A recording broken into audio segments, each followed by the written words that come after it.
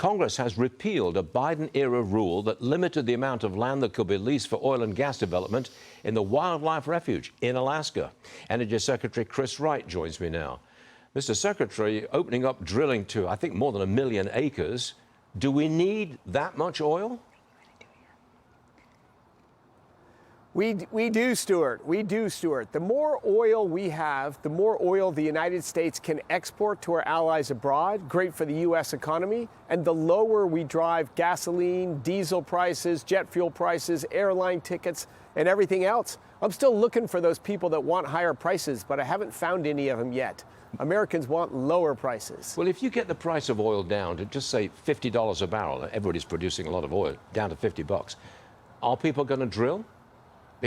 Can they make a profit at $50 a barrel?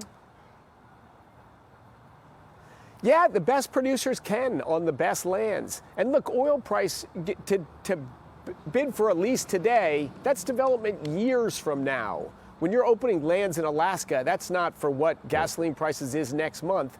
That's for what they're going to be several years or decades down the road. But there's incredible oil resources in Alaska. Heck, that area is called the National Petroleum Reserve for a reason. We just put on the screen nat gas, the price of natural gas. It's above I think it's about 560 per million British thermal units. But that's way up there. 541 right now we have on nat gas. It's up 6% today. Doesn't that contribute to inflation? That's a short-term move in gas prices, and to translate that into more understandable terms, that's the equivalent of 75 cents a gallon energy. So natural gas is still our cheapest and fastest growing energy resource. That is much higher than natural gas was a few months ago. Yeah. But of course, what's going to happen now? There'll be more drilling, production will grow, and gas prices will go back down. But remember, that's 75 cents a gallon energy price.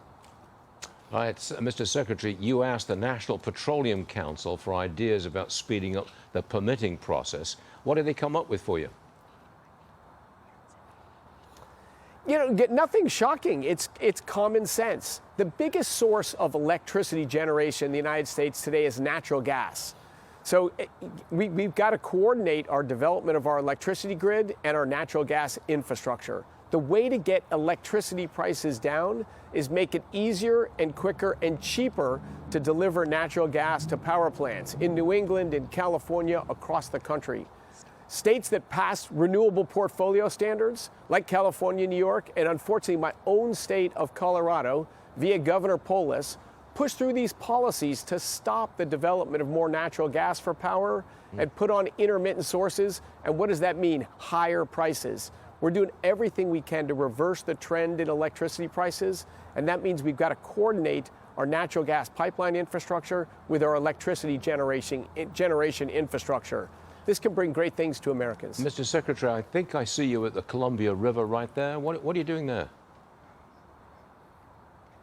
We came out here, another brilliant move by the Biden administration. They made an agreement with environmental groups ultimately to pull down 4 large hydro dams out here in the Snake River right as it flows into the Columbia River.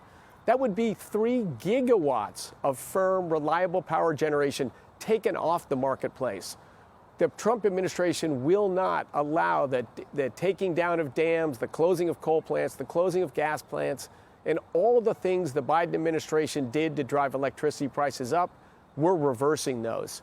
So we're out here to visit the dam, talk to the Army Corps of Engineers and Bonneville Power Administration that run them, and assure them we're going to keep these dams open. In fact, we want to up the capacity. We want to make them even better assets. Why am I not surprised? You're in the Trump administration. Mr. Secretary, thank you very much for being with us this morning. You have a great weekend, please. We'll see you again soon.